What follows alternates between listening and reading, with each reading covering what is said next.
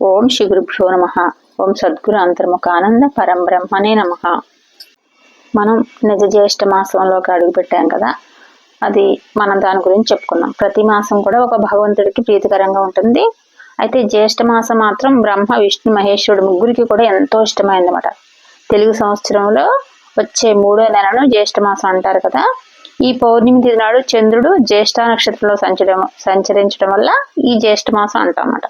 అయితే ప్రస్తుతం నడుస్తుంది నిజ జ్యేష్ఠ చంద్రమాన ప్రకారం సూర్యుడు ఒక రాశి నుంచి మరో రాశిలోకి మారకపోతే అధిక మాసం ఏర్పడుతుంది. కాబట్టి అయితే ఈ ఏడాది జ్యేష్ఠ 2 సార్లు వచ్చింది. అధిక మాసం నిజ మాసంగా చెప్పబడుతుంది అన్నమాట. అందువల్ల ఈ మాసాన్ని నిజ జ్యేష్ఠగా పరిగణిస్తారన్నమాట. ఈ పవిత్రమైన మాసంలో వచ్చే ప్రతి తిథికి కూడా ఎంతో విశిష్టత ఉంటుందన్నమాట అని పండితులు చెప్తున్నారన్నమాట. దాన ధర్మాలకు ఇది చాలా అనువైన సమయంగా చెప్తున్నారన్నమాట. ఆధ్యాత్మిక వైపు చింతనకు వెళ్ళడానికి ఎంతో ముఖ్యమైన మాసం అన్నమాట ఇది. ఈ నిజ జ్యేష్ఠ మాసం ప్రారంభమైంది కాబట్టి ఇది తెలుగువారు చంద్రమానం అనుసరిస్తారు కాబట్టి కొత్త ఏడాది చైత్రంతో ప్రారంభమై పాల్గొనతో ముగుస్తుంది కదా. ఇలా తెలుగు నెలల్లో 3వది జ్యేష్ఠ మాసం అన్నమాట.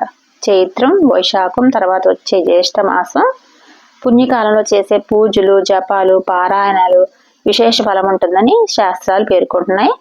ఈ జ్యేష్ఠంలో విష్ణు సహస్రనామ పారాయణం అనంత ఫలితాన్ని ఇస్తుందని, అలాగే చేపలు, కప్పలు, తాబేలు లాంటి జలచరాలు రజిత ప్రతిమలను నీటిలో వదలటం ఒక విశేషంగా పుణ్యదాయకం అంటున్నారు.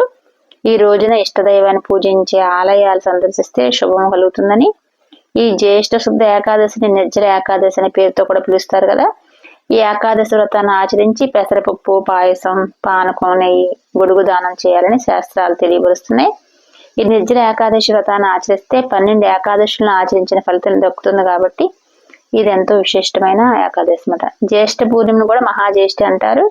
ఈ రోజున తెల్లలో దానం చేసిన వారికి అశ్వమేధ యాగం చేసిన ఫలితం లభిస్తుందని, ఈ జ్యేష్ఠ నక్షత్రంలో కూడిన జ్యేష్ఠ మాసంలో గొడుగులు, చెప్పులు దానం చేసిన వారికి ఉత్తమ గతులతో పాటు ఐశ్వర్యం ప్రాప్తిస్తాయని విష్ణు పురాణం తెలిపిందన్నమాట. వామనుడికి ప్రీతిగా విసనకర్ర, జల కలశం, మంచి గంధం దానం చేయాలి. అలాగే ఈ పౌర్ణమిని ఏరువాక పౌర్ణమి అని కూడా పిలుస్తారు. ఇది రైతుల పండగ. ఎద్దులను అలంకరించి పొంగల్ పెట్టి ఊరేగింపుగా పొలాల వద్దకు తీసుకెళ్లి దుక్కు తినిస్తారన్నమాట. ఈ జ్యేష్ఠ పౌర్ణమి తర్వాత 13వ రోజున మహిళలు వట సావిత్రి వ్రతం కూడా చేసుకుంటారు. భర్తలు 10 కాలాల పాటు సంపూర్ణ ఆరోగ్యంతో దీర్ఘాయుష్మంతులు కావాలని మనసారా కోరుకుంటూ ఈ పూజ చేస్తారన్నమాట. ఈ జ్యేష్ఠ బహుళ ఏకాదశిని అపర ఏకాదశి, సిద్ధ ఏకాదశి అని కూడా అంటారు. ఈ రోజున ఏకాదశి వ్రతం ఆచరించడం వల్ల అనుకున్న పనులు నెరవేరుతాయని, ఈ జ్యేష్ఠ బహుళ చతుర్దశి మాస శివరాత్రి కూడా ప్రదోష కాలంలో శివునికి అభిషేకం, బిలవదళాలతో పూజిస్తే అకాల మృత్యుహరణం, యశస్సు, కీర్తి, ఆరోగ్యం లభిస్తాయి. అంత గొప్ప మాసం ఇది మాట. మనకి ఈ నెల 16 నుంచి మంగళవారం నుంచి స్టార్ట్ అయింది కదా. అసలు ఈ మాసం ఎక్కువ బ్రహ్మదేవునికి ప్రీతికర మాసం అని, అలానే ఆయన్ని తనను ఆరాధించిన వారిని బ్రహ్మదేవుడు సులభంగా అనుగ్రహిస్తాడని, అట్లా బ్రహ్మదేవుడు ప్రతిభను గోధుమ పిండితో తయారు చేసుకుని నెల రోజుల పాటు పూజించడం వల్ల విశేషమైన ఫలితాలు పొందుతారని, ఈ మాసంలో చేసే విష్ణు సహస్రనామ పారాయణం అనుకున్నాం. అలాగే బ్రహ్మదేవుడు కూడా మాట. అలాగే నీళ్లు దానం చేయడం వల్ల ఉత్తమ ఫలితాలు దక్కుతాయని, ఈ జ్యేష్ఠ శుద్ధ తది నాడు రంభా తృతీయ కూడా జరుపుకుంటారని, ఈ రోజున ప్రత్యేకంగా పార్వతీదేవిని పూజించడమే కాకుండా దానాలకు శుభం అని చెప్పుకున్నాం. ముఖ్యంగా అన్నదానం చేయడం ఉత్తమని. అలాగే జ్యేష్ఠ శుద్ధ దశమి దశ పాపహార దశమి అని అంటారన్నమాట. అంటే 10 రకాల పాపాలను పోగొట్టే దశమి అని అర్థం అన్నమాట.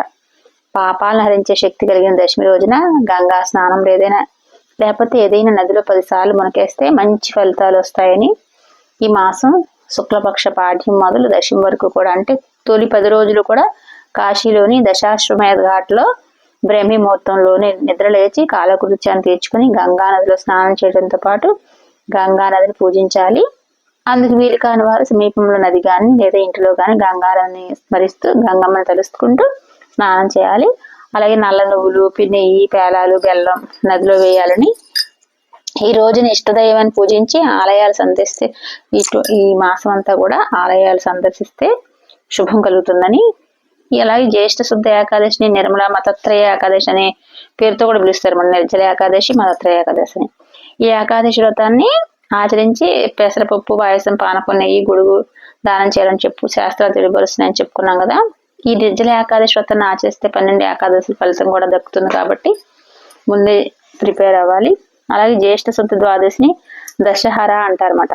అంటే ఇది దుర్దశలను పోగొట్టగలిగే శక్తిగల తిథి అని ఈ రోజు నది స్నానాలు చేస్తే మంచిదని చెప్పుకున్నాం. ఇంట్లో లేకపోతే ఇంట్లో అయినా గంగమ్మను తలుచుకుని చేస్తే ఉత్తమం అనుకున్నాం. జ్యేష్ఠ పౌర్ణమిని కూడా మహాజ్యేష్ఠ అంటారు అనుకున్నాం. అలా ఈ రోజున నువ్వులు దానం చేస్తే అశ్వమేధ యాగం చేసిన ఫలితం లభిస్తుందని, ఈ జ్యేష్ఠ నక్షత్రంలో కూడిన జ్యేష్ఠ మాసంలో గొడుగు, చెప్పులు అనాథులకు, నిర్భాగ్యులు దానం చేసిన వారికి ఉత్తమ గతులతో పాటు ఐశ్వర్యం ప్రాప్తిస్తాయని విష్ణు పురాణం ద్వారా తెలియపరుస్తుందన్నమాట. అలాగే వామనుడికి ప్రీతికి వేసిన కర్ర జల కలశం అని, మంచిగా అన్నం దానం చేయాలని చెప్పుకున్నాం కదా. అట్లా ఈ పౌర్ణమిని ఏరువాక పౌర్ణమి అని అంటాం అనుకున్నాం. ఇది రైతుల పండుగ కదా. అట్లా ఆ ఎద్దులకు అలంకరించి పొంగలు పెట్టి ఊరేగింపుగా పొలాల వద్దకు తీసుకెళ్లి దుక్కు తినిస్తారన్నమాట. అలాగే వటసావిత్రి వ్రతం చేసుకునే వాళ్ళకి జ్యేష్ఠ పౌర్ణమి తర్వాత 13వ రోజున మహిళలు వటసావిత్రి వ్రతం చేసుకుంటారని చెప్పుకున్నాం. అట్లా దానివల్ల దీర్ఘ సుమంగలుగా ఉంటారు అనుకున్నాం. అలాగే జ్యేష్ఠ బహుళ ఏకాదశిని యోగిని, వైష్ణవ, మాధ్వ ఏకాదశిని, సిద్ధ ఏకాదశిని కూడా అంటారు. ఈ రోజున ఏకాదశి వ్రతం ఆచరించడం వల్ల అనుకున్న పనులు నెరవేరుతాయి.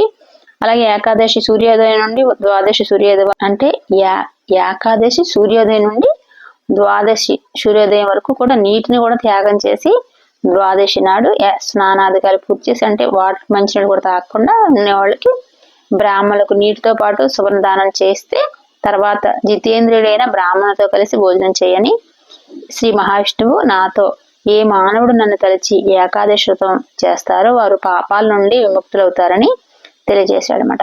జ్యేష్ఠ బహుళ చతుర్దశి మాస శివరాత్రి ప్రదోష కాలంలో కూడా శివునికి అభిషేకం, బిలవదళాలతో పూజిస్తే అకాల మృత్యుహరణం అనుకున్నాం. యశస్సు, కీర్తి, ఆరోగ్యం లభిస్తుంది అనుకున్నాం. అలాగే సూర్యుని ఆరాధించే మిథున సంక్రమణం వ్యవసాయ సంబంధమైన పనులకు శుభారంభాన్ని పలికే ఏరువాక పుణ్యం అని చెప్పుకున్నాం.